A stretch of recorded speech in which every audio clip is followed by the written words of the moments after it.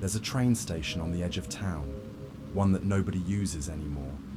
No announcements, no schedules, no trains that ever seem to come or go.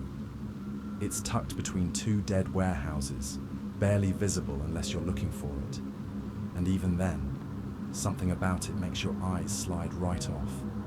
You feel it more than you see it. Oppression, like stepping into a dream you're not supposed to remember. Everyone in town says the same thing. Don't go past the gates after midnight. They don't explain why. They don't need to. I didn't believe any of it. Stories like that are made to keep kids from trespassing or from starting fires in old places. But I wasn't a kid anymore. I was 17 and stupid, desperate to feel something real in a town so slow it might as well have been dying in its sleep. So one night, just to prove to myself I wasn't scared, I took my bike, riding until the streetlights thinned out, the asphalt cracking under me like dry skin. The closer I got, the quieter everything became. No crickets, no distant cars, just the sound of my tires grinding over gravel and the blood pounding in my ears. The gate was still there, rusted, hanging crooked on one hinge. It swung open easily when I pushed it, too easily. The air beyond the gate was wrong, thicker, colder, not like a chill in the air, more like stepping into a place that didn't fully belong to this world anymore. I should have left then. I know that now. But I was 17 and stubborn. The platform stretched out under a single flickering street lamp, the kind with old, buzzing yellow bulbs. The boards underfoot creaked and shifted as I stepped onto them, the wood swollen with decades of rain. At first, it just looked abandoned. Graffiti, broken benches. An old vending machine collapsed onto its side like a dead animal. But the longer I stood there, the stranger it felt. The shadows didn't behave right. They stretched and leaned, even when there was no movement. I watched one flicker under the lamplight, a shadow of something standing just beyond the edge of the platform, even though there was nothing there. I told myself it was a trick of the eye, that my brain was just filling in the blanks. Then the clock above the ticket booth chimed once. Midnight. Something shifted at the far end of the platform. It was subtle at first, a vibration in the wood under my feet, a low groaning like something old and massive beginning to wake. A train, I thought. Maybe this was some abandoned commuter line, and they still ran a few trains at night. I moved closer to the tracks, peering into the dark. Nothing. Just empty rails stretching into blackness. But the vibration kept growing, rattling my bones now, until the whole platform was humming with it. And then I saw it.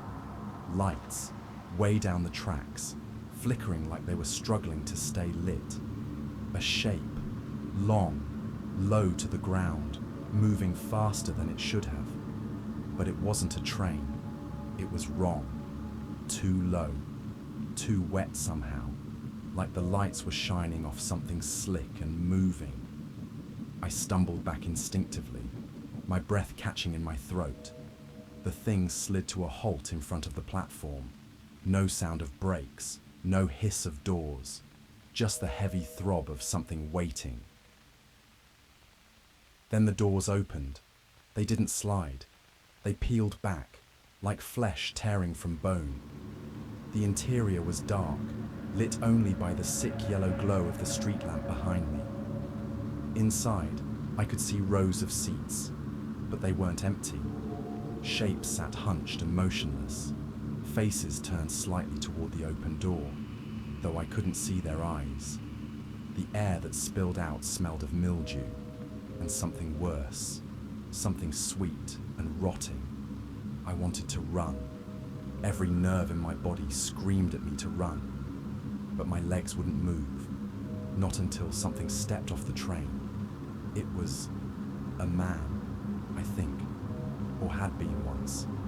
His face was blurred, shifting like smoke trapped in a jar. His clothes hung from him in tatters, soaked with something that left black stains on the wood where he walked. He stopped a few feet away, tilting his head slowly, as if studying me. The shadows twisted around his feet, writhing like they were alive. When he spoke, it wasn't a sound, it was a feeling, a deep, pressing sadness that filled my mind like water. "You missed your stop," it said.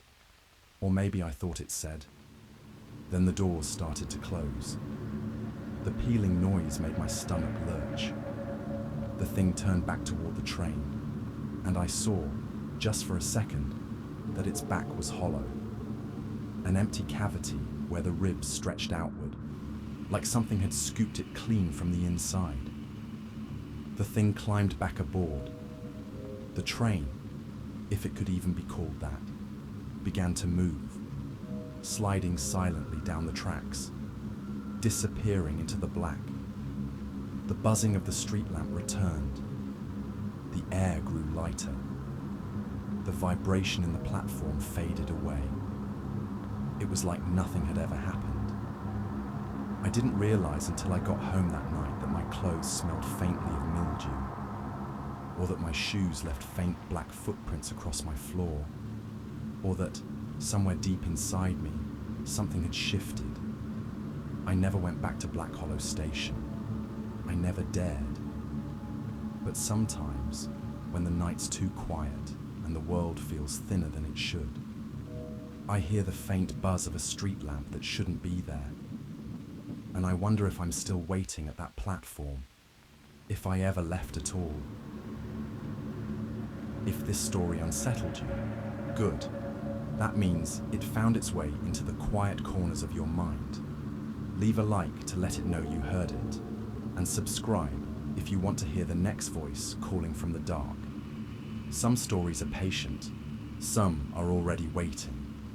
Choose carefully what you listen to next.